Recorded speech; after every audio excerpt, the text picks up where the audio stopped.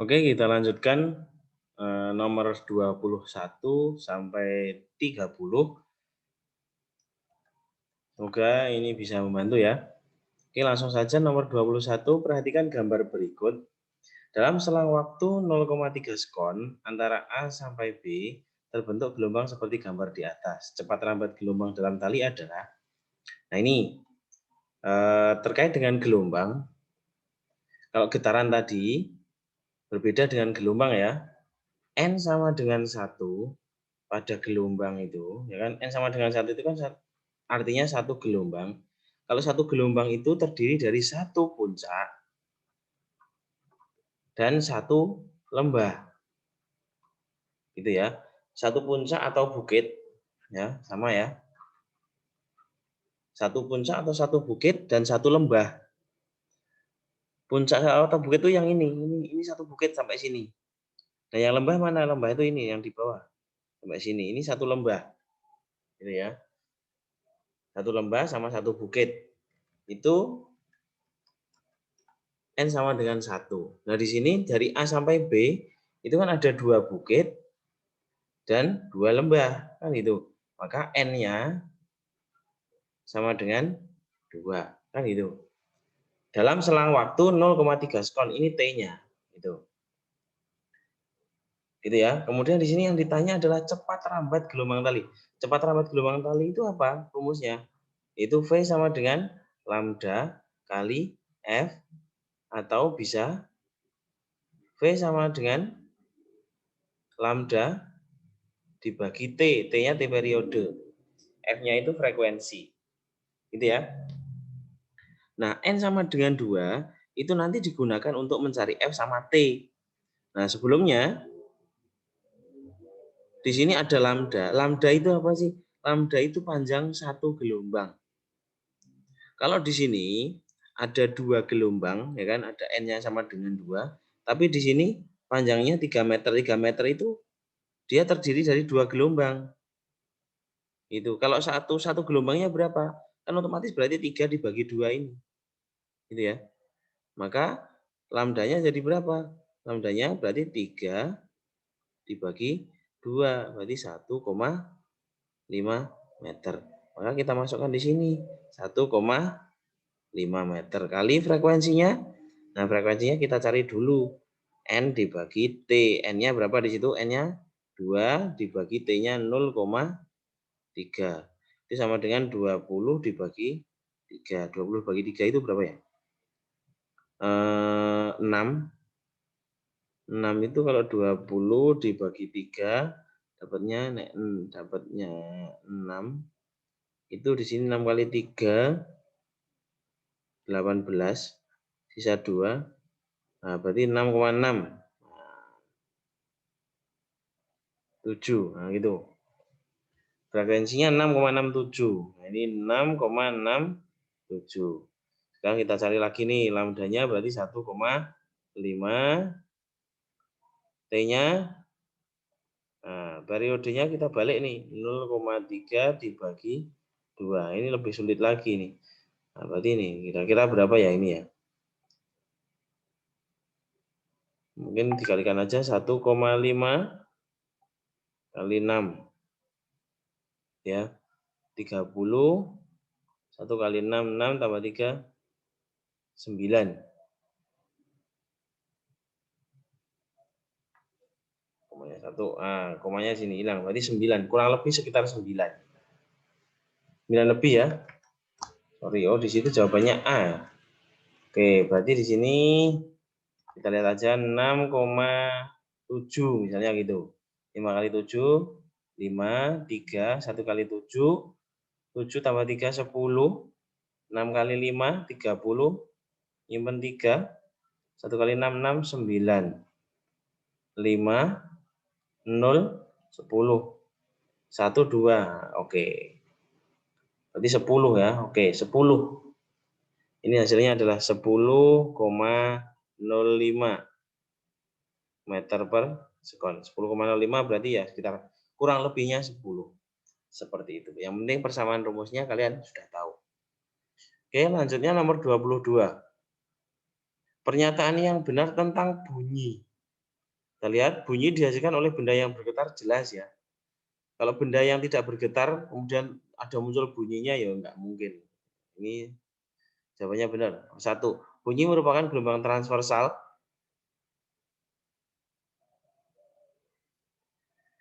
Bukan ya. Karena dia bunyi itu bisa merambat ke segala arah. Jadi bukan bunyi transversal, salah. Bunyi dapat didengar jika melewati medium, iya. Harus melewati medium. Ini ya, bunyi dapat didengar manusia pada frekuensi di atas 20, ini salah. Yang bisa didengar manusia itu frekuensinya antara 20 sampai 20.000 Hz. Itu antara 20 sampai 20.000 Hz. Namanya audiosonik. Ya. Audiosonik. Gitu. Itu bisa didengar oleh manusia. Nah, maka jawabannya yang benar adalah 1 dan 3. Maka jawabannya adalah yang B. Seperti itu. Oke, kita lanjutkan nomor 23. Nah, ini berhubungan dengan resonansi ini. Ya ini. Berhubungan dengan resonansi atau ikut bergetarnya benda yang memiliki frekuensi sama. Itu. Pertanyaannya, jika bandul C diayun, maka bandul yang turut berayun adalah, nah ini, kalau yang C ini diayun, maka yang sama yang mana? Yaitu A sama C. Itu artinya apa? Frekuensinya sama. Maka terjadilah yang namanya resonansi. Itu ikut bergetarnya suatu benda yang memiliki frekuensi sama. Itu jawabannya A ya, A sama C. Kalau yang B yang digetarkan, ini yang diayunkan gitu ya, diayun, maka yang ikut berayun adalah yang D, karena yang frekuensi sama itu yang D. Itu ya. Oke. Lanjutkan nomor 24. Sebuah sonar mengirimkan bunyi dengan kecepatan 300 meter per sekon jika waktu yang dibutuhkan gelombang dari transmitter kembali ke sensor pada sonar adalah 5 sekon, maka kedalaman laut adalah, oh ini yang ditanya adalah kedalaman laut. Nah, ini kita lihat nih dari soalnya kita pahami dulu. Jika waktu yang dibutuhkan gelombang dari transmitter ini yang mengeluarkan kembali ke sensor, berarti kembali ya. Berarti dia 2 kali, misalnya kalau kita gambarkan ini kapal. Ya kan, sonar itu dari kapal ya. Kemudian ini dipantulkan ke bawah mengenai permukaan laut, kemudian mantul lagi, diarahkan ke bawah, kemudian mantul lagi, berarti ini S, berarti S-nya 2 kali. Maka persamaan rumusnya V sama dengan 2S per T. Gitu. Duanya ini menunjukkan bahwa dia mengalami pemantulan. Nah, yang ditanya kedalaman laut itu S. Berarti kalau kita konversi, S sama dengan V kali T dibagi 2. V-nya berapa? V-nya 300 ya. Kali T-nya waktunya 5 dibagi 2. 3 kali 5, 15, 1.500 dibagi 2. Maka hasilnya 750 meter. Oke, 750 meter. C jawabannya. Oke ya, jadi kalau memantul itu dia pakai rumusnya S sama dengan V kali T dibagi 2. Termasuk ketika ada misalnya di antara 2 tebing gitu ya. Nah, itu memantul kan, kalau dia di tengah atau di pinggir itu dia memantul. Nah, kalau memantul itu dia pasti seperti ini rumusnya. V sama dengan 2S per T. Seperti itu. Lanjut nomor 25. Apabila pensil dimasukkan ke dalam gelas yang berisi tampak patah, hal ini menunjukkan sifat cahaya, yaitu sifat cahaya itu kan ada 4 ya. Yang pertama, merambat lurus, kemudian dia dapat dipantulkan, gitu ya. Kemudian dapat difokuskan. Itu, nah kalau gambar seperti ini, itu apa itu? Nah ini dapat dibiaskan ya. Ini dapat dibiaskan. Jadi terjadi pembiasan antara medium yang ada di luar sini, ini kan udara. Sedangkan yang di dalam itu kan air. Nah mediumnya berbeda. Kalau mediumnya berbeda seperti ini, maka dia terjadilah yang namanya pembiasan. Gitu. Itu ya. Oke, kita lanjutkan. Nomor 26. Pembentukan bayangan pada cermin datar yang benar ditunjukkan oleh gambar.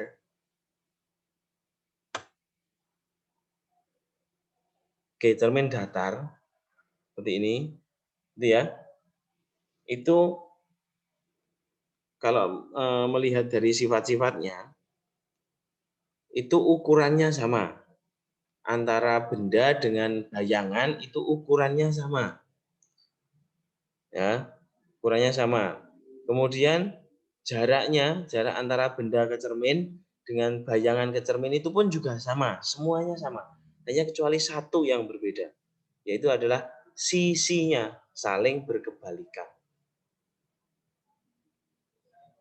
Coba kalau kalian berkaca ya kan, kaca di cermin datar itu, misalnya kamu menggerakkan tangan kanan, maka yang di kaca yang bergerak adalah tangan kiri. Nggak mungkin kalau ikut yang tangan kanan, bahaya itu nanti, kabur malah. Gitu ya. Jadi yang bergerak adalah tangan kiri, bayangannya. Nah, itu artinya apa? Dia berkebalikan sisi. Nah, kalau kita lihat dari gambar ini, yang berkebalikan sisi yang mana? A, ini berkebalikan sisi ya, yang A itu ya. Yang B bukan. Oke, yang C coba.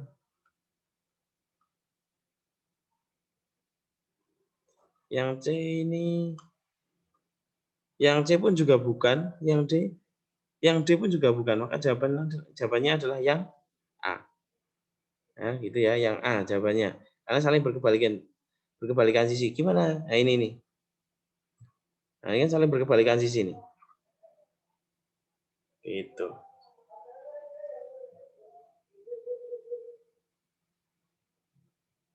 Itu ya.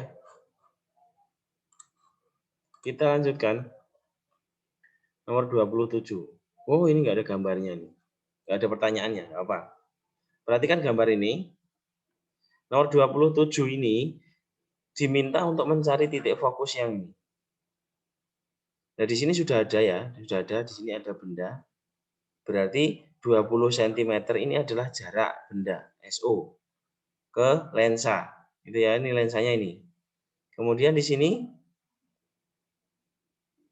bayangan. Bayangan berarti ini adalah SI. Nah, 30 SI ini ada 30 cm ini adalah SI-nya. Gitu. Maka kalau yang ditanya itu adalah apa namanya? Titik fokus, maka ya rumusnya 1 per F sama dengan 1 per SO ditambah 1 per SI. Hanya ini 1 per SO-nya 20 ditambah 1 per SI-nya 30.